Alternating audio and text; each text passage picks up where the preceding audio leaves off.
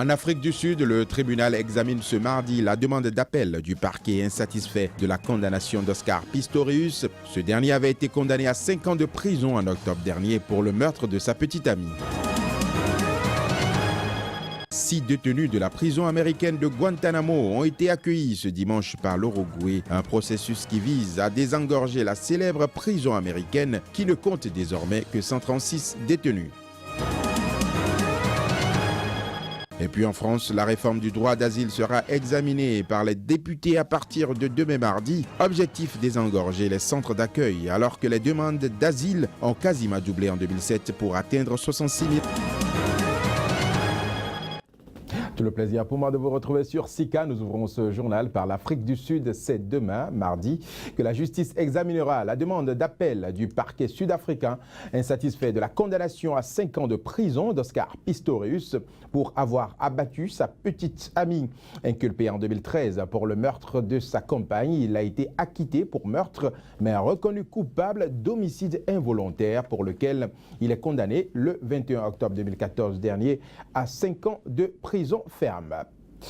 La République démocratique du Congo à présent, le président Joseph Kabila a formé un nouveau gouvernement de cohésion nationale autour de son premier ministre Augustin Matata Ponyo qui a été reconduit selon une ordonnance lue ce lundi matin à la télévision publique congolaise.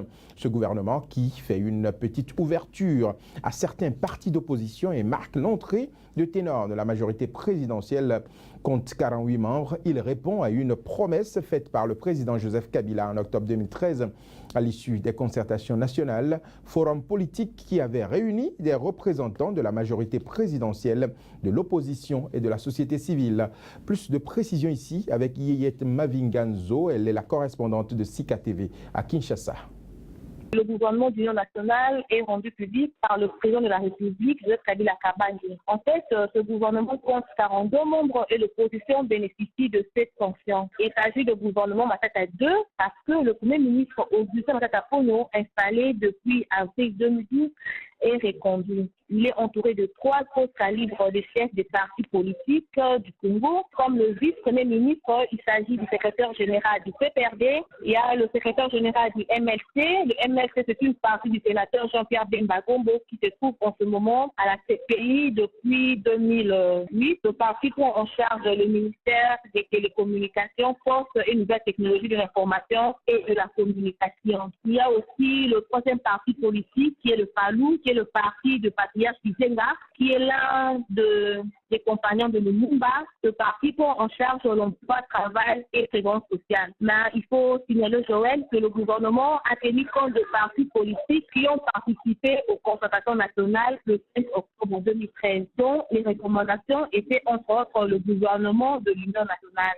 Il convient de signaler que le parti politique de l'UDPS, dont le plus grand opposant est un Tshisekedi de ces partis, ne se retrouve pas, ainsi que le parti l'Union pour la nation congolaise de Vital Kamerhe ne se retrouve pas parce qu'ils n'ont pas assisté aux cohésions nationales consultation.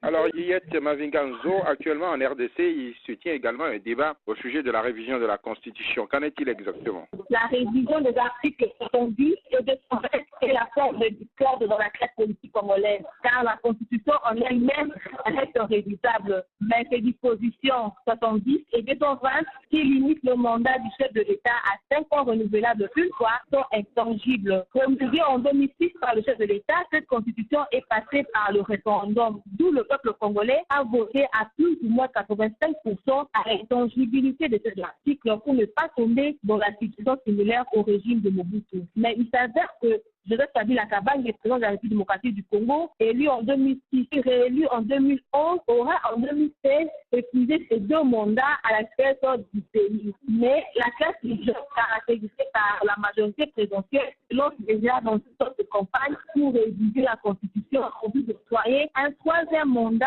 à Joseph Kabila. Il faudra signaler, Joël, que même au sein de la majorité présidentielle, les violents ne s'accordent pas parce que d'autres partis politiques laissent déjà des voix contraires à la révision de la Constitution.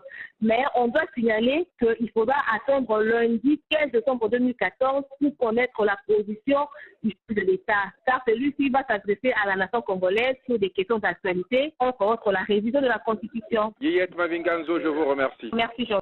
Voilà, à l'instant, c'était Yiyet Mavinganzo. Elle est la correspondante de Sika TV en République démocratique du Congo. Elle intervenait depuis Kinshasa. Le Zimbabwe à présent, le président Robert Mugabe a officiellement placé son épouse Grace Mugabe dans la course à la succession. L'homme qui est au pouvoir depuis 80, mais son épouse est relativement novice en politique. Reportage.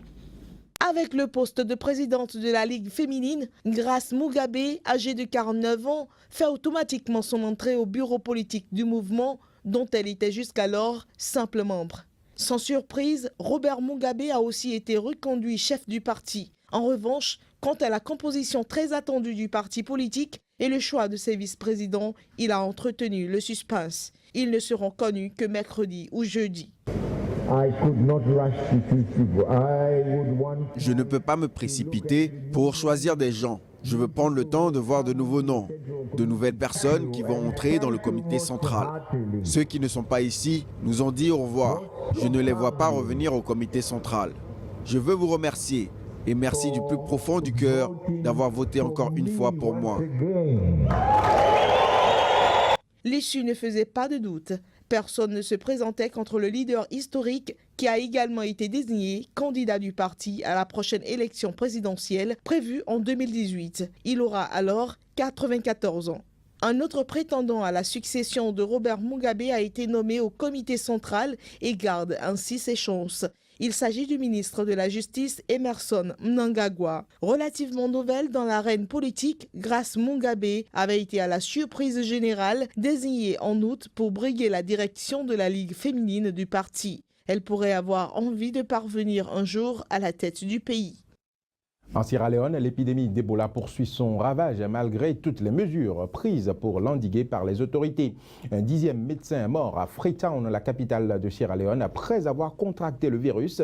L'annonce a été faite ce dimanche par le gouvernement sierra-léonais. Reportage. Le docteur Aya Solomon Konoima, c'était un samedi soir au centre médical Hastings, proche de la capitale Freetown. C'était au lendemain de la mort de 2 autres de ses collègues, également contaminés par le virus Ebola. D'après le responsable médical Brima Kagbo, il montrait des signes positifs de guérison suite à plus d'une semaine d'hospitalisation. Les décès répétés de médecins et le mode de transmission du virus inquiètent et motivent à intensifier les efforts pour endiguer l'épidémie. Sur 12 médecins ayant contracté Ebola en Sierra Leone, seulement 2 ont survécu et plus d'une centaine de personnels de santé y sont morts. L'Association des jeunes docteurs du pays a exprimé sa grande préoccupation face au phénomène, appelant le gouvernement à consacrer davantage de ressources à la lutte contre le virus Ebola. En 2010, la Sierra Leone comptait un médecin pour 50 000 personnes, soit à peine quelques 120 docteurs pour tout le pays. Des centaines de personnels de santé sont morts en soignant les victimes d'Ebola dans les 3 pays de la région les plus touchés, la Sierra Leone où l'épidémie continue de s'étendre et la Guinée, ainsi que le Libéria où elle semble se stabiliser. Cette fièvre hémorragique se transmet par les fluides corporels, rappelons-le, rendant ainsi les personnels de santé particulièrement vulnérables. L'épidémie a fait plus de 6 000 morts en Afrique de l'Ouest en un an, pour plus de 17 000 cas, selon le dernier bilan en date de l'Organisation mondiale de la santé publié le 2 décembre. 6 détenus de la prison américaine de Guantanamo, notamment 4 Syriens, un Palestinien et un Tunisien, ont été accueillis ce dimanche par l'Uruguay. Leur transfert entre dans le cadre du processus d'accélération des transferts de la prison de Guantanamo, où il reste désormais 136 prisonniers. Au total, 19 détenus ont été ainsi rapatriés ou renvoyés dans un pays tierce depuis le début de l'année. Ceci dans un effort évident de l'administration Obama d'accélérer les libérations pour vider la prison et à terme la fermer. Une promesse faite à plusieurs reprises par le président américain Barack Obama. Reportage. Les 6 hommes qui avaient tous reçu leur approbation pour transfert préalablement